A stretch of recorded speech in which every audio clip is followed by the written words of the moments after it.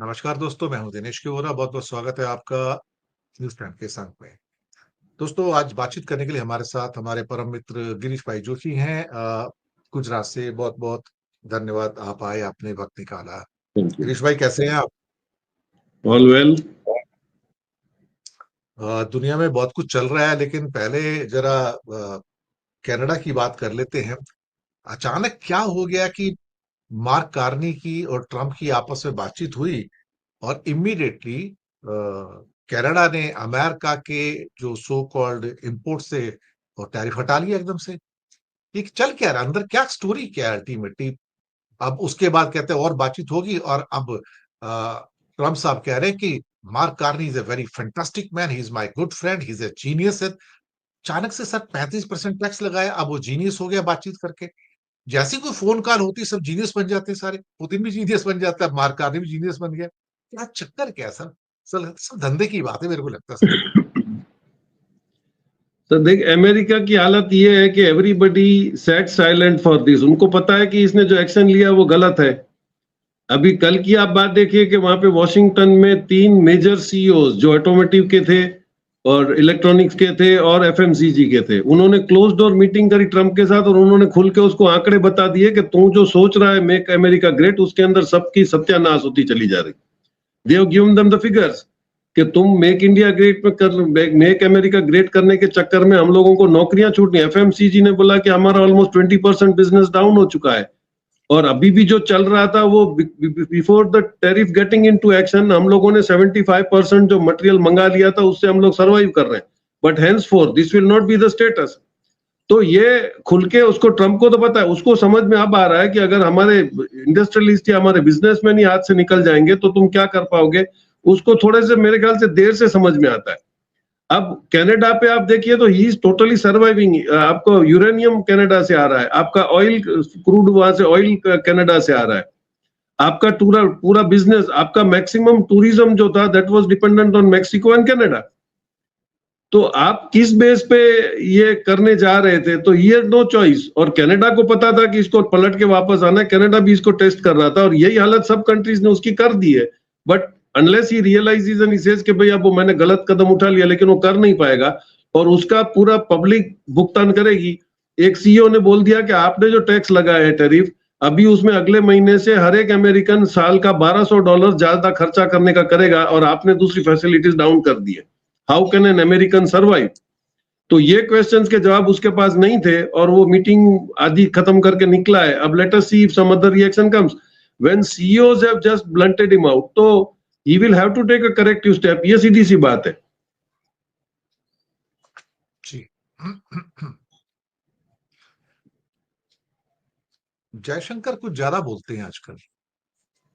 वो पहले सुनने में आया, मतलब पहले भी ब्लेम्स आए कि इनको कुछ ज्यादा बोलने की आदत है। कई लोग उसको एडवाइस करते हैं, भाई थोड़ा कम बोला कर, विदेश मंत्री है तू, कोई ऐसे छोटा भैया नहीं जो कुछ भी बोलता रहेगा। कभी कभी उसके बोलने का बुरा असर भी पड़ जाता है। कभी यूरोप को जाके धमका के आ जाता है, कभी उसको धमका के आ जाता है। अब पता नहीं क्या चक्कर है अंदर का सर। लेकिन फिलहाल इंडिया के लिए स्थितियां खतरनाक हो गई। चाइना ने 300 और इंजीनियर वापस बुला लिए फॉक्सकॉन के। फॉक्सकॉन को पहले ही उसने चेतावनी दे दी थी, भैया इंडिया में एक्सपेंशन बंद कर दे, नहीं तो मैं तेरी बत्ती बंद कर दूंगा, सीधी भाषा में बोल दिया। और उसका जो चीफ है फॉक्सकॉन का, एक्चुअली फॉक्सकॉन बेसिकली ताइवान की कंपनी है, लेकिन चाइना में उसका सारा इन्वेस्टमेंट है, सब फैक्ट्री है। यांग यी कुछ ऐसे नाम है उसको। चाइना गवर्नमेंट ने कहा मेरे को पूरी रिपोर्ट बना के दे, इंडिया में कितना पैसा लगा रहा है, क्यों लगा रहा है, अल्टीमेटली किसी में लगा रहा है तू। तो इधर से वांग यी इंडिया में थे, जो चाइना के फॉरेन मिनिस्टर थे। और जब भी चाइना का कोई बंदा इधर होता है, उसके पीछे कोई फ्रॉड हो जाता है सर, षड्यंत्र हो जाता है। फिर से 300 इंजीनियर्स वापस बुला लिए साहब उसके, चाइना के ये इसमें 600 इंजीनियर कुछ हफ्ते में वापस हो गए साहब। इरादे बड़े क्लियर है कि वो नहीं चाहता कि इंडिया में कुछ भी मैं लगाने को तुमको दूंगा या कोई टेक्नोलॉजी दूंगा या कुछ भी करूंगा। और बातचीत करने के बावजूद भी वैंग यी ने एक बात कही थी कि जो क्रिटिकल टेक्नोलॉजी है और जो टेक्नोलॉजीज हैं वो हम किसी कंट्री को नहीं देंगे, चाहे इंडिया हो या कोई भी हो। बना बनाया प्रोडक्ट हम दे देंगे, सप्लाई लाइन कर देंगे, लेकिन हम आपको टेक्नोलॉजी नहीं देंगे। इसका मतलब है कि फिर इंडिया परेशानी में है ना। हम तो कुछ भी नहीं हमारे पास तो साहब, हम तो वैसे ही हार मान के बैठ जाएंगे। कृष भाई। नहीं सर, ये एक मेंटल सेटअप आपका है। If you look what is happening behind the ground, ये देख नैरेटिव सेट हो गया है कि चाइना हमको बर्बाद करेगा, चाइना हमको करेगा। आप देखिए, उसको भी अपना माल बेचना है। आपके सैंक्शन होने के बाद आप रशिया से सस्ता तेल लेके आके आपने धंधा करा, तो एवरीबडी हैज राइट टू, हम लोगों को जो पसंद है वो दुनिया नहीं करेगी। हम ट्रंप नहीं बन सकते हैं। आप देखिए वहां पे हुआई ने गूगल को पूरा चैलेंज कर दिया है। आप सर्च करिए what is happening in the world. Huawei का हार्मनी ओएस उसने लॉन्च करा है, जो डायरेक्ट सैटेलाइट लिंक से आपका इंटेल वो बंद कर देगा, इंटरनेट बंद कर देगा। उसने अपना पूरा एक सेटअप खड़ा कर दिया। गूगल वर्सेस हुआई, ये बहुत बड़ा फाइट है। अभी उसका ऑलरेडी उसके पास आई थिंक कितने हैं, 860 बिलियन के ऐसे कुछ ऑलरेडी सब्सक्राइबर्स उसके पास हैं। Harmony OS 6 is much more advanced in AI and applications. उसने ऑलरेडी हुआई का एक उसने अपना एप्लीकेशन भी शुरू कर दिया जो गूगल एप्लीकेशंस के बराबर है, और उसके अंदर बहुत ज्यादा फैसिलिटीज है और फास्ट है। उसके बाद अपनी सैटेलाइट्स हैं, अपना बाइडू है, अपनी इकोनॉमिक्स चलाने का उसके पास सिस्टम है। He is going on transformation. अभी आपने पढ़ा होगा कि हमारी 4 बैंकों को SCO में जाने के पहले RBI has passed a circular कि आप लोग वोस्ट्रो अकाउंट खोल सकते हो। HDFC, ICICI, DCB development credit bank, जिसमें 15% आगा खान के लगे हुए हैं, और एक्सिस बैंक को। तो वो हम लोग ने गुजरात में एक प्रोग्राम किया था, तो उसको जाके किसी ने जाके बैंक से पूछा भी जाके कि भाई, उसने फिर मेरे को फोन भी किया, बोले हम लोग बैंक में गए तो उन्होंने बोला आपको नहीं अकाउंट खोलना है, we have been authorised as an authorised dealer branch, AD branch.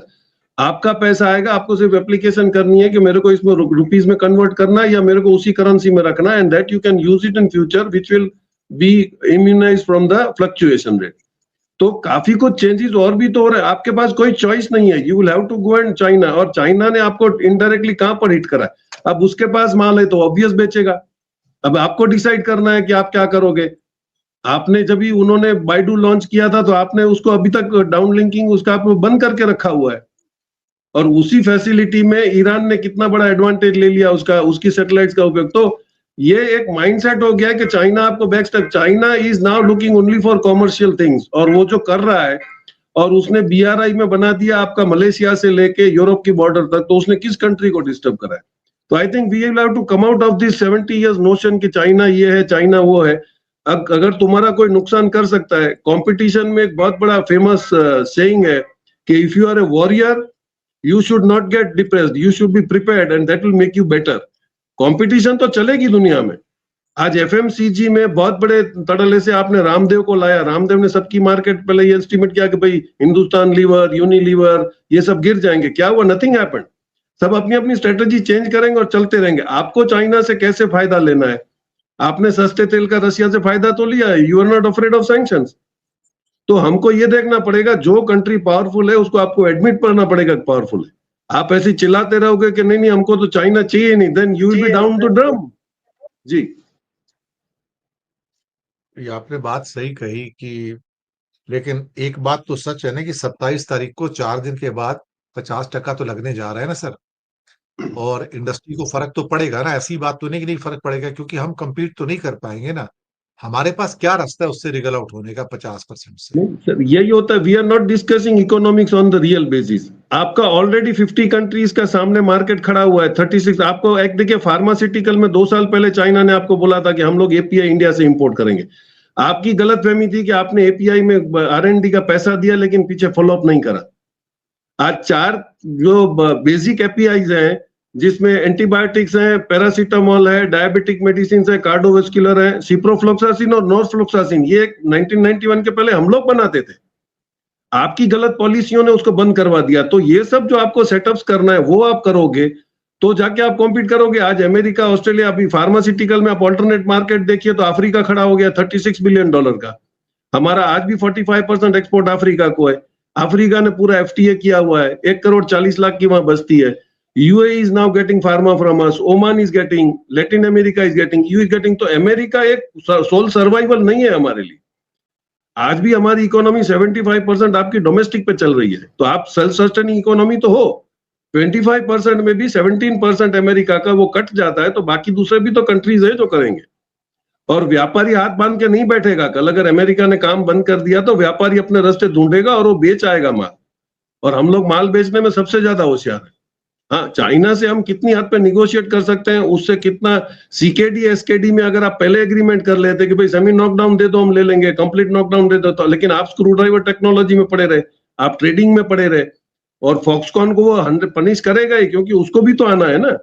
आज वो ईवी व्हीकल्स में भी वो बोल रहा है कि मैं आपको वो सब, आप जब फैक्ट्रियां डालोगे तो मैं आपको दूंगा।